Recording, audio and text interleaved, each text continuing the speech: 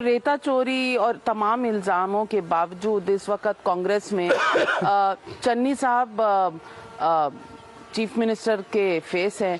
उधर रेड होती है उनके नेफ्यू पर, तो लोग लांछन लगाते हैं कि कोई भी इलेक्शन हो एजेंसीज बीच में आ जाती हैं। तो आप समझते हैं कि रेता चोरी आपका भी इल्जाम है चन्नी सरकार के ऊपर, तो ये जो एजेंसीज हैं इन्हें तहकीकात नहीं करनी चाहिए, इन्वेस्टिगेशन नहीं करना चाहिए? आप देखो, दो चीजें हैं इसमें। ये बात तो मैं मानता हूं कि मौजूदा केंद्र में जो बीजेपी की सरकार है वो बीजेपी की सरकार बहुत ज़्यादा विंडिक्टिव है, एजेंसीज का गलत इस्तेमाल कर रही है।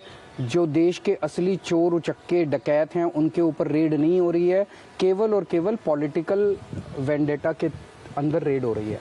मेरे ऊपर रेड हुई, मेरे ऊपर सारी रेड हो चुकी हैं, मेरे यहाँ तो कुछ नहीं मिला और मैं तो नहीं चिल्लाया क्यों आए क्यों आए।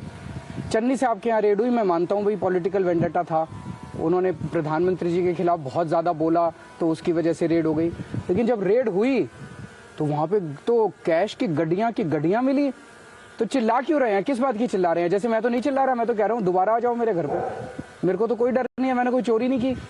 चलो वेंडेटा की वजह से रेड हुई, लेकिन वहाँ कैश क्या कर रहा था? पैसे, इतने पैसे 111 दिन में। मैं तो ये सोच रहा था यार 111 दिन तो रुक जाते कम से कम, पता था दोबारा सीएम बनना है। इन्होंने तो 111 दिन में ही कमाल करके दिखा दिया। मतलब कोई, जैसे होता है ना किसी आदमी को एक लत होती है, ऐसे लग रहा है इनको तो लत है। तो लत की बात होती है तो लोग आपके सीएम उम्मीदवार के ऊपर भी उंगलियां उठाते हैं कि पैगवंत मान कहते हैं उनको। 2015 में फरीदकोट ब्लास्ट के बाद वो स्टेज पर थे तो वहां ग्रंथी साहब ने कहा कि भाई इन्होंने पिया हुआ है, इनको उतारिए स्टेज से।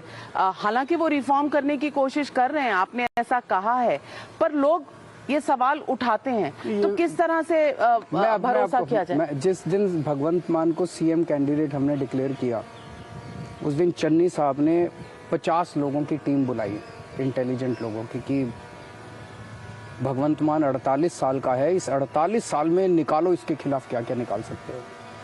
सुखबीर बादल ने भी 50 लोगों की टीम बुलाई कि भाई कुछ निकालो इसके खिलाफ।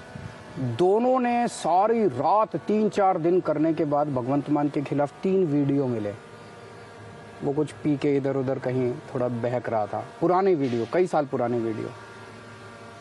तो इसका मतलब भगवंत मान कट्टर ईमानदार आदमी है, उनको कोई, उसका 7 साल से एमपी है, जरा सा कहीं कुछ उनका नहीं मिला कि पैसे खा गया, कुछ कर गया।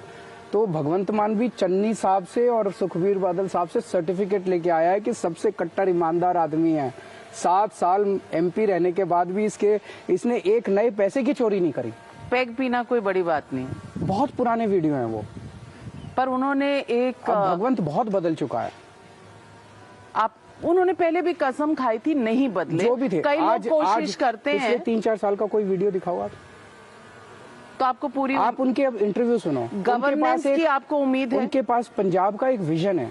आज आप तीनों के इंटरव्यू सुन लो, चन्नी साहब का सुन लो, सुखबीर बादल के और भगवंत के।